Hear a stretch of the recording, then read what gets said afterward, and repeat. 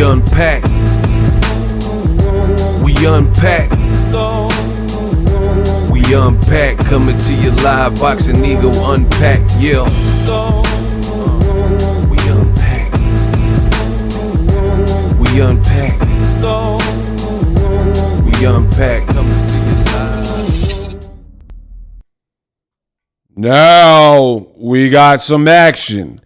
Let's get unpacked. Jaron Boots Ennis versus Vergil Ortiz. That is one of the hottest topics in this boxing game right now. And your boy Ego, I'm going to break it down right now in this video. Are you picking Jaron Ennis or would you pick Vergil Ortiz? Now, we don't have an actual fight, but we're going to discuss all that in this video. What up, Fight World? It's your boy Ego, and I'm back with some more boxing. Jaron Ennis, I did a full fight breakdown on my channel of his fight with Lima. Cliff notes, spoiler alert, there really wasn't much to decipher. It was a mismatch. It was a first round knockout. So Boots, he moves on. Listen, I don't regret anything that I said in that video. First of all, y'all know who y'all dealing with. Boxingego, I don't say things that I don't mean, right? I'm calculated. I think about what I want to say before it ever makes it on wax. So some people got mad. They're like, come on, just give Boots all the credit. I did give Boots credit. However, you're not going to tell me what to do and how to view like a situation. The reality is what I said in that video. I don't take anything back. So if that's not your cup of tea, you don't like it, scram. Deuces. I'm not changing. I like Boots. It was a great performance. However, in boxing or life in general, I put things in perspective. If you don't do that, you choose not to do that, that's on you. But I put stuff in perspective. I like context, right? So that's simply put, that's what it is, right? A lot of people in boxing, I notice they don't like the word context. They just want like blanket statements. Like Canelo Crawford, they're like 70-something thousand people in the attendance. But I know for a fact that they were giving out tickets because I know people in this industry. So, yeah, 70,000 people in the building, but what's the bottom line? What's the real profit? How many people were comp tickets? Context. Context actually matters. So, Jaron Boots Ennis, I mean, he never got hurt.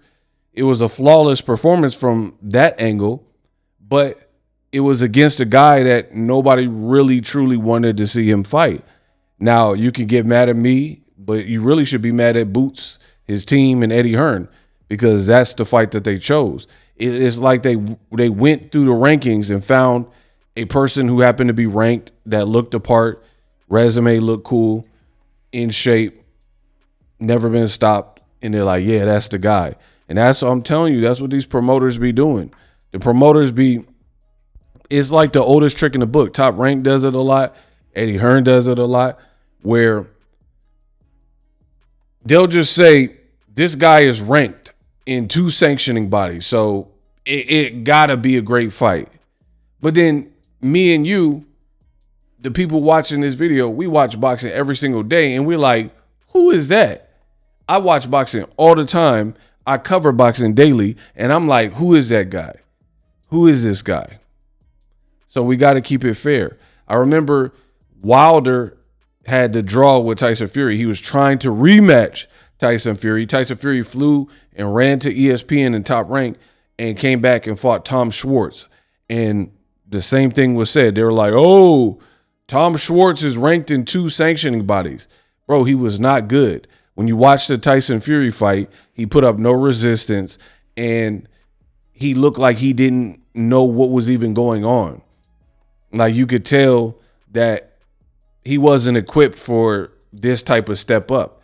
And we see this time and time again. That's one example. So if I'm being honest, Tyson Fury, when he fought Tom Schwartz, right, is pretty much Boots Lima. It was a gross mismatch. And now that might make you mad because I'm keeping it real and telling the truth. That's on you, right? Danny Garcia, another Philly fighter at one point, when he fought Rod Salka, that was the type of match that this was. Now, on the flip side, because I don't just talk about the bad or constructive criticism, I give you both sides of the coin. I will say the good for Boots is the fact that the way he executed Lima, not everybody is doing that. What I mean is, just because you're like a favorite, right? You're favored to beat somebody. Some guys end up losing to a person they were favored to beat. Ryan Garcia just lost to Rolly and he was favored to beat him, right? So it happens in boxing. So you still got to give some credit to Jaron Ennis for that's what you're supposed to do. It showed that if a person, he did what he was supposed to do, right? A person we never heard of, nobody really seen, nobody really wanted to requested to fight, but he didn't waste nobody's time. He got right to business and bout. That uppie was beautiful, slick body shots, comboed him up, done. That's what you're supposed to do. So I at least give Boots props for that, because you have other guys like Shakur Stevenson, great fighter, but he fought a one-day replacement Padley, hurt both of his hands, and it took several rounds for him to get a stoppage, and his stoppage wasn't like what Boots did. So it goes to show you having power is of benefit to these fighters. You know, if you could have power, you definitely would want that. So props to Boots for that, because he ain't waste no time. He didn't waste the fans' time. He showed it was a mismatch. That's what you're supposed to do. Now, Boots versus Vergil Ortiz, the hottest topic to me. I think it's an amazing fight. I know a lot of people ask me, at this point, don't hold me to this, because I don't like to give predictions prior to the fight and that kind of stuff being signed. But right now, I would favor Boots to beat Vergil Ortiz. However, it ain't going to be like the Lima fight. In fact, there's several guys like Fedora, guys like Murtazaev, Vergil Ortiz. Boots could very well beat these guys, but it ain't going to look exactly like that Lima fight. I mean, even his fight with Karen Chukadzian and other guys like that didn't look like that. So Lima was like a fish out of water. I don't even know why that fight was made. So I would favor Boots over Vergil Ortiz, but I've always felt that, because the big reason is I've actually seen, this is surprising too, I've seen Vergil Ortiz, because, see, a lot of people disrespect black fighters. Let's just keep it a bean. A lot of people, they disrespect black fighters, right? Here's what I mean. When it comes to black fighters, you seldom hear like boxing commentators and people who write articles talk about black toughness.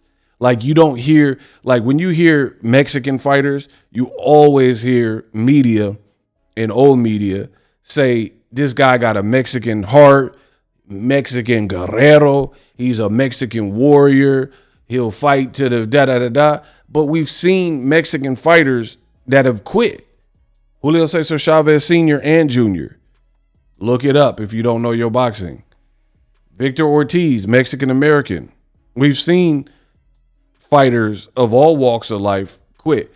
So what I'm saying is, when it comes to black fighters, you don't really hear that. People don't talk about the resilience of black fighters or even black people, right? Black people can get through a lot. Profiling, racism, discrimination, this, that. I know some people don't want to hear, oh man, get to the boxing. I don't care. Don't watch me. You ain't never going to control me is what it is. I'm telling you what's real. I don't care if you like it. I don't care. Y'all ain't going to do nothing. I know that. So don't watch me. That's the only thing I can say, scram. But we don't really hear about black fighters being tough, but there's a lot of tough black fighters. Like, for example, Andre Berto, the man fought with one arm against Jesus Soto Caras back in the day. And I know I'm going over y'all head because a lot of y'all don't even know boxing. But shout out to my boy, Andre Berto. The man fought with one arm and almost knocked out Jesus Soto Caras with the one arm. And then he was later stopped. But like he was handicapped. So he shouldn't have even made it to the final round in the condition he was in. Or Badu Jack, another black fighter. I was at his fight. It was on the Pacquiao-Broner card. The man had a slit about the size of this logo and emblem on my beanie and was bleeding profusely into his face. And I was like, why are they not stopping this fight? Right? They let it go on. So Badu Jack, Floyd Mayweather. Floyd has got through the Shane Mosley. How you take the licks from the Shane Mosley fight in round 2, hurt twice, and then start walking Shane down and shut up, Shane. Hard work, dedication. Like, there's a lot of black fighters that are tough. So back to Boots and Vergil Ortiz. I'm not making it a black versus Mexican thing. I'm just talking about the reality. And surprisingly, and I had to tell you this backstory about how people give credit to Mexican fighters for being tough, but you don't really see that over credit. Surprisingly, I've seen Vergil Ortiz hurt more times than I've seen Boots hurt. I know nobody else is going to talk about that. Leave it to your boy Ego. I've never really seen Boots rocked. You know what I'm saying? Now, you could make the argument that Vergil Ortiz has some better names up in there, but I've seen Vergil Ortiz rocked and dropped versus Mean Machine. I've seen him hurt in the Boachuk fight. I believe Madrimov, hurt him to a degree. So surprisingly, that's one of the reasons I would favor Jaron Ennis, because he has speed, athleticism, crazy jab. I think he likes to entertain. He likes to box and let his hands go. But I think he'll use his brain if he feels like there's a threat. You know what I mean? He'll slow down the pace and box a bit more. But I think he's just young and, he wants to get you out of there. He don't get paid by the hour. So check this out from Jaron in his post-fight. Belts. I'm trying to be, undisputed, collect these belts and shut y'all up. Cause y'all talk too much. Yeah, they running now. They do running. So he said he's trying to shut the haters up because they talk too much. He also said this. Expecting a first round knockout? No, I knew I was going to knock him out, though, but not first round. Probably like second or third. That man said second. Now, a fight with Vergil Ortiz has been heavily talked about, and Oscar De La Hoya said 154, Virgil's the only man out. No, I'm the man at 154. What do you have to say about... He said something about Oscar said Virgil's the man, and he said, nah, I'm the man. That's another thing that you can't teach. Boots is effing confident. Like, bro, he's just confident. He knows what he could do. He knows what he does in gym. He knows, and he's disciplined. All he talk about is running, sparring, in church. You in this new weight class? I feel great. I'm glad I moved up, and it's time to eat now. What are your thoughts about Xander Zayas, Sebastian Fedora, Bakram, Vergil Ortiz? Bring them on. Who do you want the most? I want Vergil next, but if it's not Vergil, anybody, anybody with the belts, and I'm trying to stamp my legacy. Undisputed? Shut everybody up for sure, definitely. So ultimately, to me, it sounds like Boots feels slighted. People said he ducked Vergil Ortiz. Now he on a rampage. He moved up. He looked good. Again, context, the guy he fought was not that good. However, still give him props, because unless you're Jaron Boots Ennis, unless you got that power, that speed, switch hitting and all that, you might not have done Lima like that. Like, to be honest, if anybody else at 54, except for like Crawford maybe, to be honest, Bud can fight. I don't think Bud would have knocked dude out in one round. And I'm not saying Lima's tough like that, but that's hard. You have to understand, to knock somebody out in the first round, to knock a man out, like you got to be calculated. Like, some of you have never knocked somebody out before. You've never used your fist and connected and caused someone to lose consciousness. So that in and of itself is a skill. So you still got to give it props because like Wilder, Gervonta Davis, these people aren't just like, you know, becoming separated from their senses and unconscious from osmosis. They're being detached. Whether a guy has skill or power, the person is delivering the power needed to knock you out. So credit to Boots for that. Listen, I like the Vergil Ortiz fight. I'll give it more thought. Leave some of your comments in the description and let me know who you would favor in that particular matchup. I think it's a great fight. It's a fight boxing needs. I will be on board and support it 1,000%. But I think at this point, we got to see Boots fight better names because Ortiz, his first couple fights at 54 weren't impressive. Delorme, not really a 54-pounder or stuff like that. But he got to the Boachucks, the Madrimovs, and now Lubin. So he's on a good run. This is Boots' first fight, so you somewhat give him a pass, new division. But at this point, we got to see one of these big fights. And credit to Boots, he's calling out the big names. He put a name on it. I'm from the West Coast, bro. Corrupt. He has a song, rapper Corrupt, calling out name. Boo-doo-doo, boo-doo. Ninjas with hepatitis, unauthorized, hard to move, arthritis, infected, selected, neglected. The next time you hit the wet, bro, the song is called Calling Out Names. Go, if you're a hip hop head, go watch that. Go listen to that. That's what I like. He was calling out the name, rest in peace of DMX, but he was putting a name on the bullet. Boots is doing that now. Love it.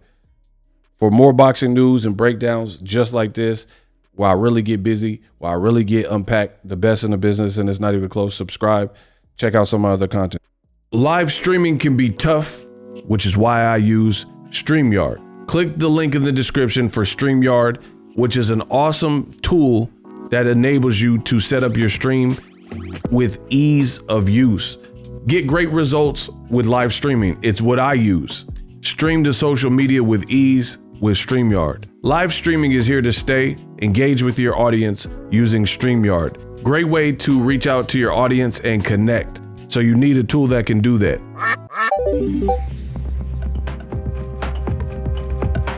If you're new to YouTube and you're struggling to get views, one tool I can provide to you is TubeBuddy. I've been on YouTube over 10 years. I use TubeBuddy daily to crank out videos just like this one that you're watching. Learn how the pros do it with TubeBuddy. YouTube receives a lot of traffic, which also means a lot of creators, a lot of people putting out content. So you need to learn the ropes so you know how to separate yourself, especially if you're new, but even if you're a pro, use TubeBuddy. The link is in the description. Get more views, more subscribers, and a higher click-through rate, so ultimately you can realize all of your online goals. Use my affiliate link in the description and grow your channel fast.